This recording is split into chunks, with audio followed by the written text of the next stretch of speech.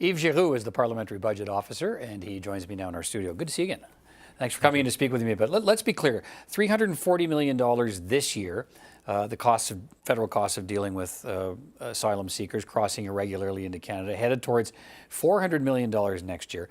What costs exactly did you look at? We looked at all the federal costs for irregular migrants, and that is from the point at which an RCMP officer greets them when they cross the border, right, until such a point as they're either granted refugee status or they are removed from Canada. So it includes RCMP costs, CSIS, CBSA, Canada Border Services Agency, Immigration and Refugee Board, as well as healthcare costs. A lot of different agencies involved in this. And how do you get to an average of 14,000 per case? Because there's some are lower than that, some are higher. Yes. What determines that? We added all the costs for all these agencies, spread over the number of years that people are in the federal process waiting for a final decision, and we come to that average of $14,000. But there's a wide variation behind that $14,000. It can be as low as $10,000 for those who are deemed to be refugees at the first hearing. Right. So that's the cheapest approach when people are real refugees.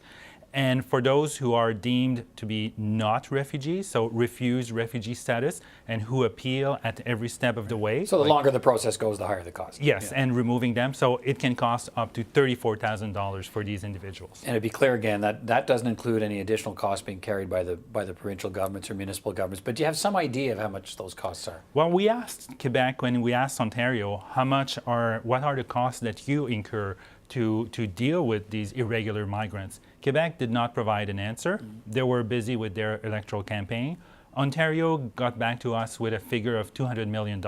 So they estimate that's how much it did cost them between the start of the irregular migration phenomenon that we've looked at, which is February 2017, up until September 2018. So that's their estimate for that period. Right. So in terms of the cost to public agencies and so on, it seems fair to add that number in to what it's costing the country, I guess, or at least the province of Ontario and the federal government. Yes. That's what we know to be true. And we have not assessed the validity of the $200 million cost estimate from Ontario, but considering what they provide in terms of services and what it costs the federal government, that doesn't sound to me like a non-reasonable estimate at all. Okay, now we should, in terms of the conversation, you can add to that, I guess, the City of Toronto is saying it needs $65 million to pay for shelter costs and so on. You didn't look at that, but no. Just to inform our conversation.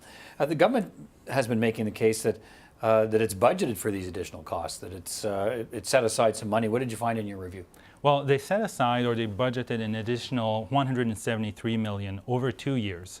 So that's, in our opinion, clearly insufficient to deal with the influx of irregular migrants in the country. And to prove that point, the average cost is quite high at $14,000, and that doesn't really jive with the federal government's investment. And to prove that it is indeed insufficient, the backlogs that are accumulating at the Immigration and Refugee Board are increasing. Right. So if the government had provided enough funding, the backlog would not increase. It would either stabilize or decrease.